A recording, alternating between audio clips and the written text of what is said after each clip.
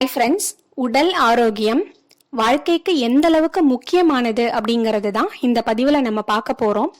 முதல்ல நம்ம பார்க்க போகிறது திருமூலர் எழுதின திருமந்திரம். இதுக்கு தமிழ் 3000 அப்படின்னு இன்னொரு பேரும் இருக்கு.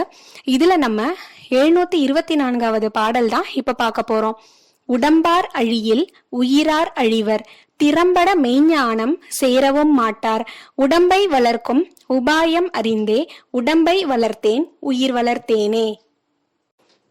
இந்த பாடலோட பொருள் என்னன்னா, உடம்பு அழிஞ்சிச்சுன்னா உயிரும் சேர்ந்தே அழிஞ்சிடும்.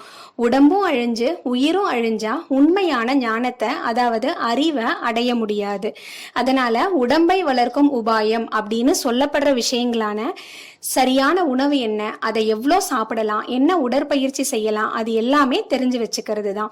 இந்த உபாயத்தை தெரிஞ்சு வச்சுக்கிட்டோம்னா உடலையும் வளர்த்து உயிரையும் நம்ம வளர்த்துக்கலாம்.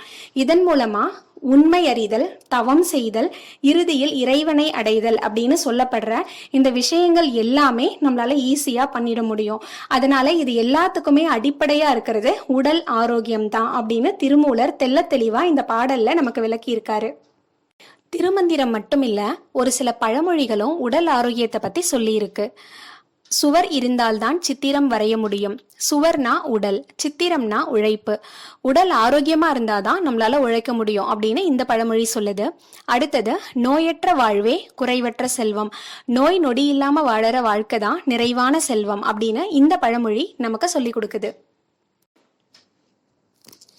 இதுல இருந்து நமக்கு என்ன தெரியுதுன்னா, நம்ம உயிரோடு இருக்கிறதுக்கு, படிக்கிறதுக்கு, வேலைக்கு போறதுக்கு, நம்மளோட அன்றாட பணியை செஞ்சுக்கிறதுக்கு, விளையாடுறதுக்கு, நம்மளோட இலக்கு லட்சியத்தை நோக்கி பயணப்பட்டு ஜெயிச்சதுக்கு அப்புறம் அந்த வெற்றியை கொண்டாடி அனுபவிக்கிறதுக்கு, இப்படி எல்லாத்துக்குமே அடிப்படை உடல் ஆரோக்கியம்தான்.